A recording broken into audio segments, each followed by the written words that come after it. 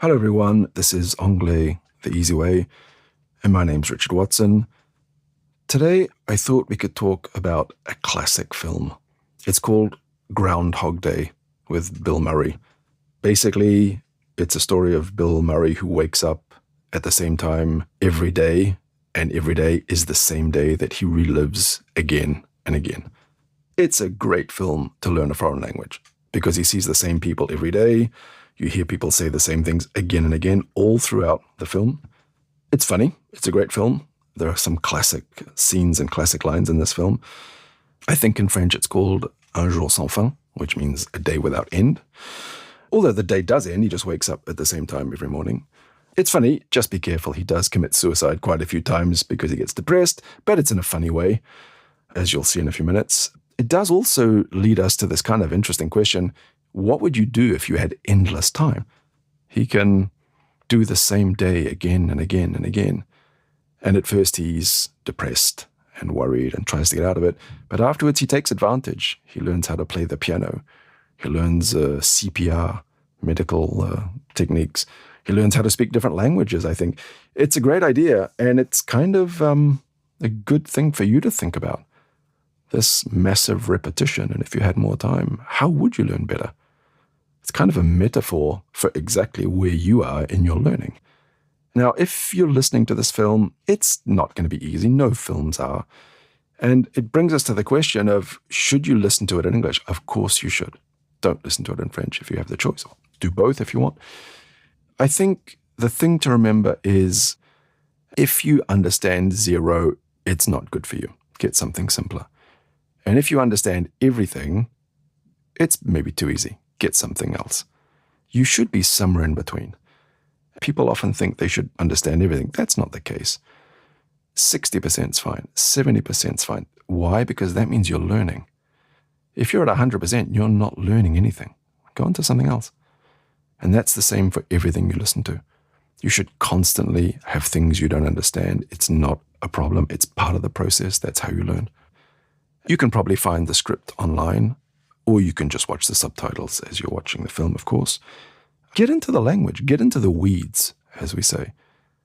Try and understand, if you want to really work on it, try and understand why they're saying things the way they are. Exactly what they say. You can practice them. Again, language learning is a very active activity. And if you're just listening, it's fine. Doesn't hurt. But it's better if you can actually repeat things and play with them. It's a concept of deliberate practice. It's about spending your time thinking about things rather than just doing them on kind of automatic pilot.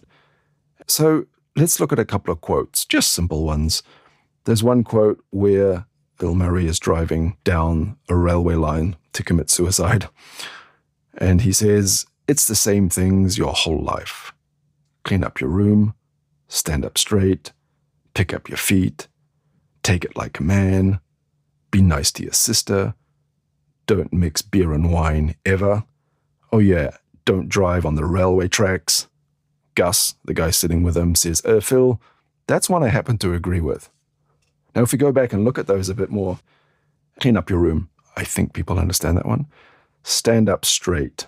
Pick up your feet. What is that? Pick up your feet. Well, if you have young adult children, they drag their feet sometimes. In the past, people used to tell them to pick up their feet. Take it like a man. Take it like a man. Means be stoic, be resistant, don't complain, be nice to your sister. No comment on that one. Don't mix beer and wine ever. Well, I'll leave that to French people to decide what they want on that one. Here's another one. So here's the discussion between Rita and Phil. Now, Phil has lived many days in a row, and he knows Rita quite well. But she doesn't realize that because she's living the day for the first time, of course. Rita says, what about me, Phil? Do you know me too? And Phil says, I know all about you. You like producing, but you hope for far more than Channel 9 Pittsburgh. She says, well, everyone knows that. And Phil answers, you like boats, but not the ocean. You go to a lake in summer with your family up in the mountains. There's a long wooden dock and a boathouse with boards missing from the roof, and a place you used to crawl underneath to be alone. You're a sucker for French poetry and rhinestones. You're very generous. You're kind to strangers and children, and when you stand in the snow, you look like an angel. A couple of hard things there. Boathouse, well, that's a house for boats, place where you put your boats near a lake. You're a sucker for French poetry. Means you cannot resist French poetry. And rhinestones are some kind of cheap artificial, I think, diamonds or something like that. Anyway, that's probably enough going on about this film. Go and watch it yourself. See what you think. If you haven't seen it, you're in for a treat. It's a great film. Watch it a couple of times if you want. You'll learn a lot from the language they use. Anyway, that's enough. I'll see you next time. Don't forget to subscribe.